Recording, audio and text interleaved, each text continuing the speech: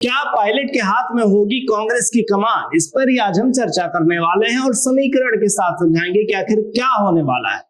आज हम एक सवाल का जवाब तलाशने आए जो कांग्रेस के भविष्य को तय कर सकता है।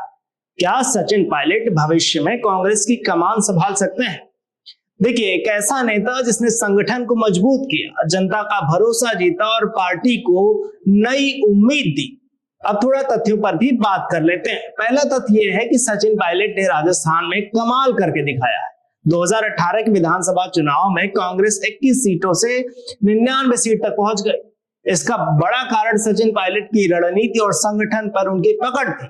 ये कोई छोटी उपलब्धि नहीं है, ये साबित करता है कि उनके पास पार्टी को जीत का रास्ता दिखाने की ताकत है। डेटा कहता है कि सचिन की मेहनत और उनकी गवाही जो है उस तरीके से है कि किस तरीके से समीकरण बनाना है। जब भी किसी राज्य में चुनाव होता है तो सचिन पायलट उसमें सबसे आगे नजर आता है, क्योंकि उनके पास वो ताकत है। वो रणनीति उस तरीके से बनाते हैं कि कांग्रेस धीरे धीरे जिस दलदल में फंसी हुई थी अब उससे उभरती हुई नजर आ रही है, और इसका सबसे बड़ा कारण सचिन पायलट है। अब कांग्रेस के हालात पर भी नजर डालते हैं। 2014 और 2019 में लोकसभा हार के बाद पार्टी मुश्किल में थी, लेकिन 2024 में 99 सीटें जीतकर उसने वापसी की कोशिश की। इसमें सचिन जैसे नेताओं की भूमिका अहम रही। पार्टी को अब एक ऐसे चेहरे की जरूरत है जो युवाओं को जोड़े, संगठन को चुस्त करे और बीजेपी को टक्कर दे सके। क्या सचिन पायलट वो चेहरा बन सकते हैं? ये जवाब आप हमें कमेंट में दीजिएगा। लेकिन दोस्तों, राह आसान नहीं है। 2020 में राजस्थान में गुटबाजी और बगावत के बाद सचिन को किनारे करने की कोशिश हुई थी। फिर भी 2023 में उन्हें राष्ट्रीय महासचिव बनाया गया, एक संकेत कि कांग्रेस आला कमान उन्हें अहमियत देता है। पर राज्य सरकार में, खासकर राजस्थान में, उनके खिलाफ बगावत और गुटबाजी होती आई है। और अप्रैल 2025 में उनकी सक्रियता, चाहे गुजरात में AICC की बैठक हो या बिहार में रणनीति, ये बताती है कि वो तैयार है। अब सवाल यह है कि क्या पार्टी उन्हें कमान सौंपेगी या नहीं।